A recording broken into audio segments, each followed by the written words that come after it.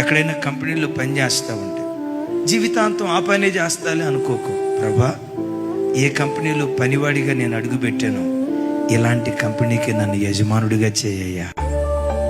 టాపీ మేస్త్రిగా అడుగు పెట్టావా, ఈ జీవితాంతం టాపీ మేస్త్రి చాలే అని అనుకోకు. బిల్డర్గా మార్చబడు. హాస్పిటల్లో నర్సుగా అడుగు పెట్టావు, దేవుని అడుగు, నాకే ఒక సొంత క్లినిక్ దయచే ప్రభు, నేనే వాళ్ళకి వైద్యం చేసే స్థితిమంతురాలుగా నన్ను నిలవబెట్టు. ఎంతకాలం 20,000, 30,000, 30,000, 35,000 జీతం నన్ను స్థితిమంతుడిగా నిలవబెట్టు. నా చేతి కింద కొంతమంది నర్సులు పనిచేయాలి ప్రభా.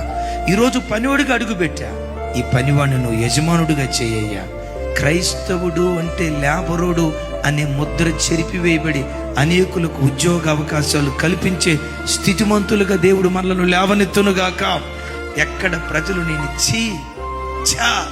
వీడు బ్రతుక వడ్డీల మీద బ్రతికేవాళ్ళు రా వీళ్ళు, నెల నెల మాకు వడ్డీలు ఇస్తారా వీళ్ళు, నెల నెల మేము అప్పిస్తే ఆ అప్పు అనుభవిస్తా వడ్డీ, వీళ్ళ బ్రతుకంతా ఎప్పుడు వడ్డీయరా.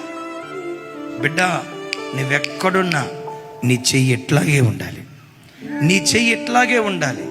కొంచెంలో పొదుపుగా ఉండు. నేనంట మొక్క నాటినప్పుడు అప్పుడే చిగురు వచ్చింది, వచ్చిన చిగురు తెంచుకొని అరే చింత చిగురు బాగుంటుందని మాంసం కూరలు వేసుకుంటే ఆ చెట్టు ఎదగదు. చెట్టు పెద్దదైన తర్వాత అప్పుడు తెంచుకో.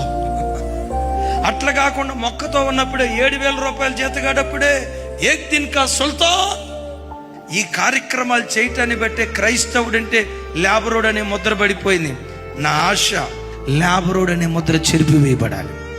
క్రైస్తవులు అంటే ఎక్కడికో వెళ్ళి ఉద్యోగాల కోసం వెంపర్లాడి పరిగెత్తే వాళ్ళన్న ముద్ర చెరిపివేయబడాలి. క్రైస్తవులు అంటే అనేకులకు ఉద్యోగాలు కల్పించేవాళ్ళు, ఇండస్ట్రియలిస్టులు కావాలి, వాళ్ళు వ్యాపారవేత్తలు కావాలి, వాళ్ళ చేతి నీడలో అనేక మంది అన్య ప్రజలు బ్రతుకుదురుగాక. ఈ క్రొత్త పేరు దేవుడు మనకిచ్చునుగాక.